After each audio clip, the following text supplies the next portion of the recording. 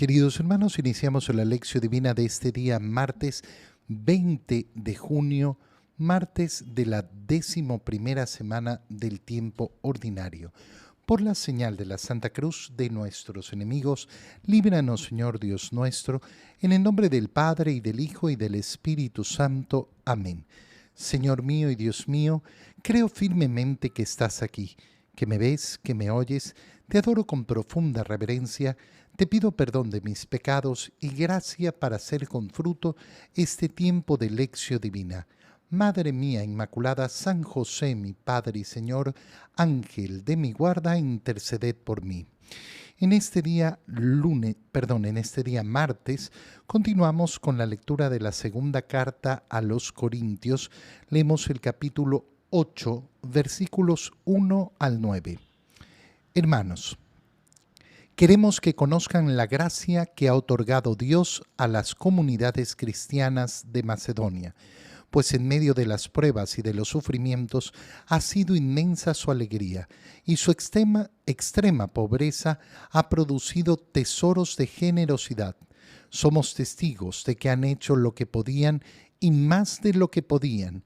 Espontáneamente nos pedían con mucha insistencia el favor de participar en la ayuda a los hermanos, y superando nuestras esperanzas, se pusieron ellos mismos a disposición del Señor y de nosotros, tal como Dios lo quería, de suerte que tuvimos que pedirle a Tito que concluyera entre ustedes esta obra de generosidad, puesto que él la había comenzado.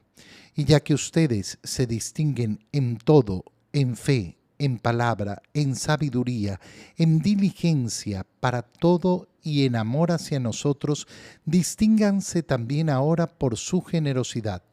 No se lo estamos ordenando, solo queremos comprobar, mediante su interés por los demás, qué tan sincero es su amor. Bien saben lo generoso que ha sido nuestro Señor Jesucristo, que siendo rico se hizo pobre por ustedes, para que ustedes se hicieran ricos con su pobreza. Palabra de Dios. ¿De qué generosidad está hablando San Pablo en este momento a los corintios? Se pidió una ayuda para la iglesia de Jerusalén, es decir, para todos los hermanos de Jerusalén que estaban pasando grandes necesidades, y las comunidades cristianas enviaron ayuda. Y esto, que parece algo normal, no existía hasta ese momento. Cuando nosotros vemos esa ayuda generosa de una nación a otra, ¿dónde surgió eso? Solo en la iglesia. No vamos a encontrar ejemplos en la antigüedad de cosas semejantes. Cuando nosotros vemos hoy en día que ha ocurrido una desgracia natural, un terremoto, y que las naciones envían ayuda, bueno, el primer ejemplo que vemos de eso es en la iglesia. A veces se habla tanto, ¿no? De la iglesia, y hay que reconocer que nosotros vivimos en una cultura impregnada por el cristianismo, y que muchas veces se asume que son cosas culturales propias de las sociedades, propias de las naciones, propias de la humanidad. Eso es mentira. No son propias del modo de ver de la humanidad, son propias de cómo se ha desarrollado el valor cristiano en las sociedades. Y esto es tan importante. Oye, cuando nosotros vemos, por ejemplo, los hospitales han surgido justamente de esa caridad cristiana de querer atender a los enfermos, y sobre todo con los apestados que eran expulsados, puestos fuera de las ciudades. Se forman comunidades que atienden a esos enfermos, porque encuentran el rostro de Jesús en ellos. Y a partir de eso se va formando un lugar, y ese lugar se convirtió en un hospital. Cuando vemos lo que son las universidades, Y escuchamos cómo hay personas que dicen, es que la Iglesia Católica era contraria o es contraria al conocimiento. Las universidades surgieron y la verdadera educación que conocemos hoy en día surgió en el seno de la Iglesia. De eso está hablando San Pablo en este momento. Queremos que conozcan la gracia que ha otorgado Dios a las comunidades cristianas de Macedonia. ¿Cuál gracia? La gracia de la generosidad, porque a pesar de sus sufrimientos y de su inmensa pobreza, con enorme alegría han producido tesoros de generosidad. Tanta generosidad que hemos tenido que pedirles, basta, paren. Paren, ¿por qué? Porque necesitamos que otras comunidades también sean generosas y lógicamente porque no queremos empobrecerlos más.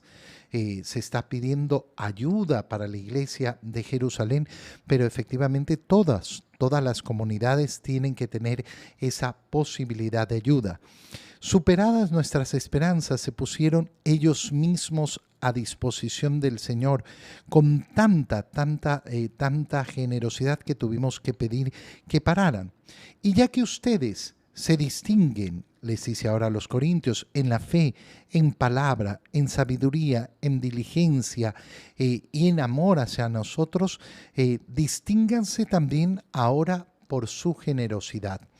Qué impresionante es ver lo que está diciendo San Pablo, porque está diciendo que una comunidad de Macedonia sumamente pobre, muy necesitada, ha sido capaz de sacar muchísima generosidad en su pobreza, en su limitación, en su pequeñez. Oye, esto es así hoy en día también. Encontramos siempre mucha más generosidad en comunidades pobres que en comunidades ricas.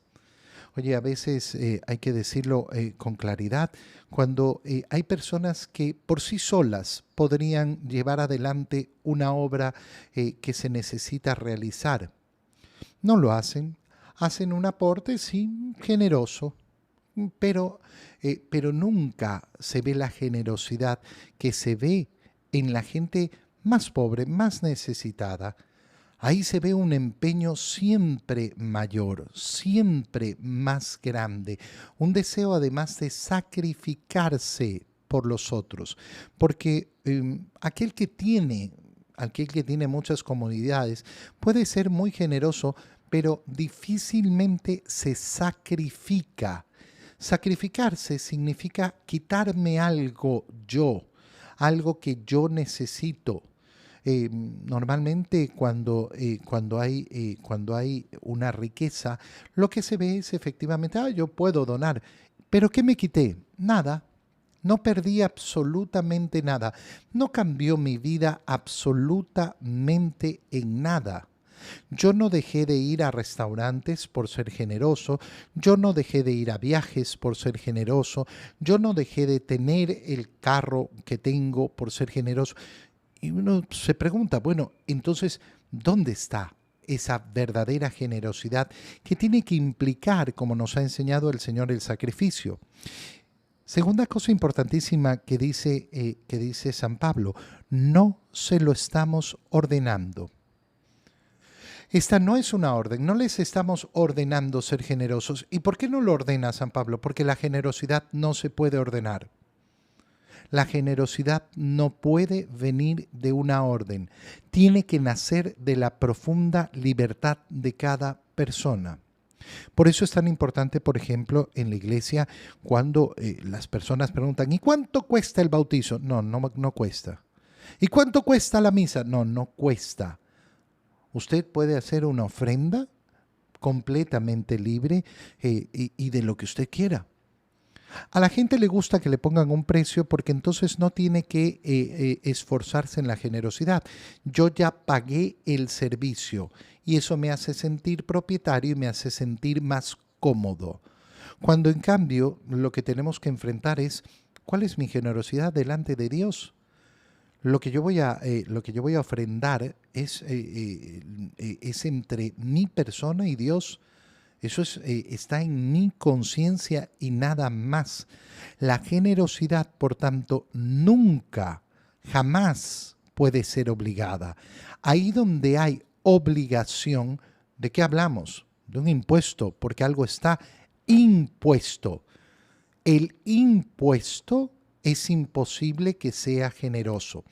Aquí en nuestro país, hace unos años con el terremoto que vivimos, se puso un impuesto solidario y era para reírse. No porque no sea justo el impuesto, sino porque no tenía por qué mezclarse con la palabra solidaridad. La solidaridad es propia de la generosidad y la generosidad no se impone. Tiene que nacer de la libertad. Por más que la persona que quiera imponerla diga, no, pero es una obligación de todos.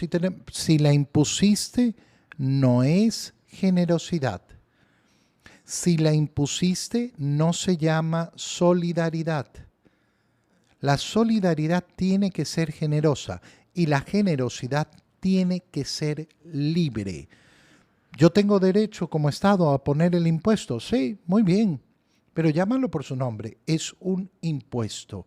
La solidaridad y la generosidad nacerán siempre en la libertad de cada corazón. En la segunda lectura leemos el Evangelio de San Mateo, capítulo 5, versículos 43 al 48. En aquel tiempo Jesús dijo a sus discípulos, ¿han oído ustedes que se dijo, ama a tu prójimo y odia a tu enemigo? Yo en cambio les digo, amen a sus enemigos, hagan el bien a los que los odian y rueguen por los que los persiguen y calumnian, para que sean hijos de su Padre Celestial, que hace salir el sol sobre los buenos y los malos, y manda su lluvia sobre los justos y los injustos. Porque si ustedes aman a los que los aman, ¿qué recompensa merecen? ¿No hacen eso mismo los publicanos? Y si saludan tan solo a sus hermanos, ¿qué hacen de extraordinario? ¿No hacen eso mismo los paganos? Ustedes pues sean perfectos, como su Padre Celestial es perfecto. Palabra del Señor. Recuerda de dónde parte esta parte del Evangelio. Estamos en el Sermón de la Montaña, capítulos 5, 6 y 7 de San Mateo. Y esta parte que acabamos de leer, parte de lo que ha dicho el Señor. En primer lugar, yo no he venido a abolir ni la ley ni los profetas, sino a llevarlos a plenitud. Y en segundo lugar, si su justicia no es mayor que la de los escribas y los fariseos, no entrarán en el reino de los cielos. Voy a llevar a plenitud la ley, y su justicia tiene que ser mayor que la de los escribas y fariseos, porque ellos tienen una ley de cumplimiento. Cumplí. Y la ley vivida por aquel que sigue a Cristo, por el discípulo de Cristo, es la ley del amor. Por tanto, no se va a basar en el cumplimiento, sino en la entrega, en el sacrificio, en el querer dar lo máximo. Hay palabras claves entonces en esta parte que hemos leído. ¿Por qué? Porque el Señor nos convoca a vivir de una manera extraordinaria. ¿Qué tiene eso de extraordinario? No tiene nada de extraordinario. Ese no es el modo de vivir del discípulo de Jesús. El discípulo de Jesús tiene que tener en su corazón el deseo de hacer todo de manera extraordinaria, de elevarse a las alturas para vivir. ¿A qué medida? A la medida de Dios. Fíjate cómo hemos terminado porque son palabras tremendas. Sean perfectos como su Padre Celestial es perfecto.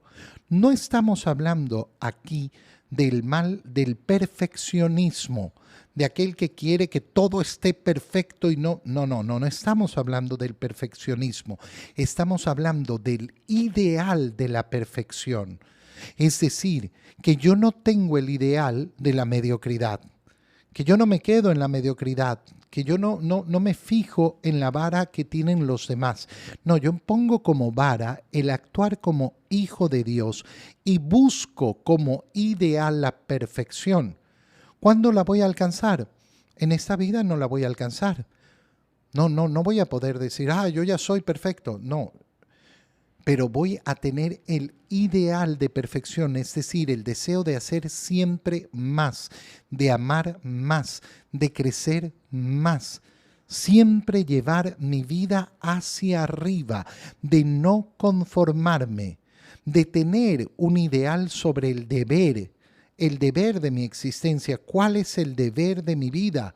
¿A quién me debo? Me debo a Dios. Entonces lo tengo que entregar todo.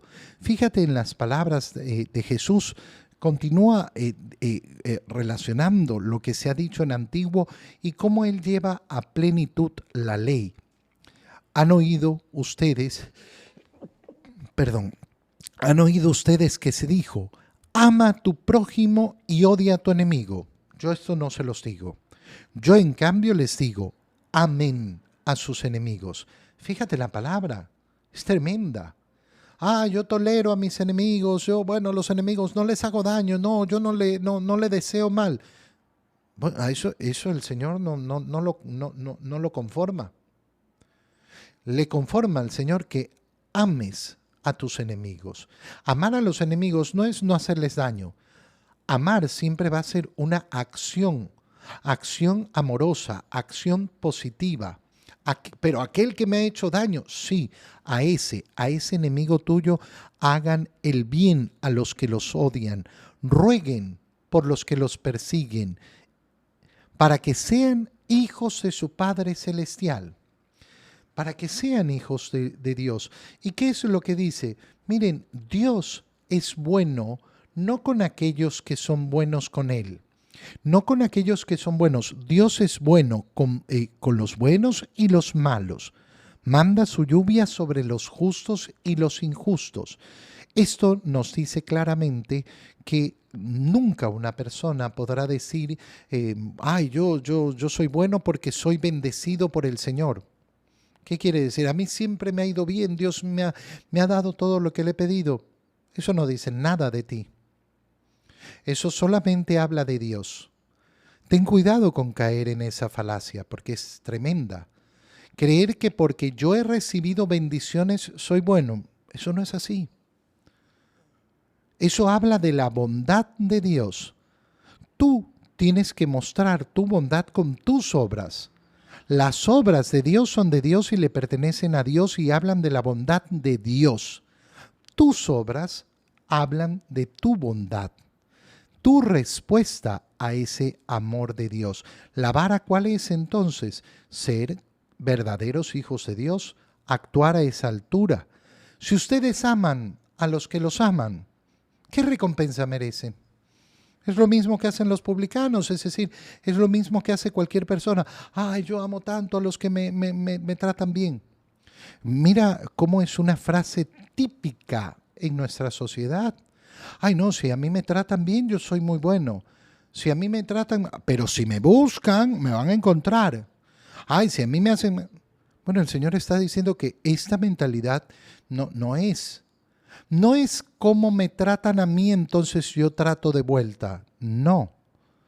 Cómo trato yo a los demás de acuerdo a cómo me gustaría que me traten a mí. La vara no es cómo me tratan los otros, la vara es cómo me gusta que me traten a mí. Así es como tengo que tratar a los demás. Si ustedes solo saludan a los que son a sus hermanos, ¿qué hacen de extraordinario? Eso mismo hacen los paganos, los que no creen en Dios. Fíjate cómo nos está mostrando cómo hay acciones que las puede hacer todo el mundo. Por eso hay que tener mucho cuidado cuando uno cree que ama mucho a Dios, porque no, yo cuando me piden ayuda y soy generoso y yo trabajo en una fundación y no sé qué, hermano mío, las mismas acciones las hacen aquellos que no creen en Dios.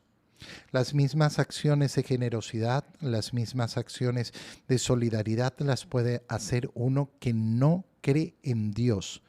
Tú tienes que manifestar en tu generosidad que lo haces en primer lugar por amor a Dios, amando a Dios. Te doy gracias, Dios mío, por los buenos propósitos, afectos e inspiraciones que me has comunicado en este tiempo de lección divina. Te pido ayuda para ponerlos por obra.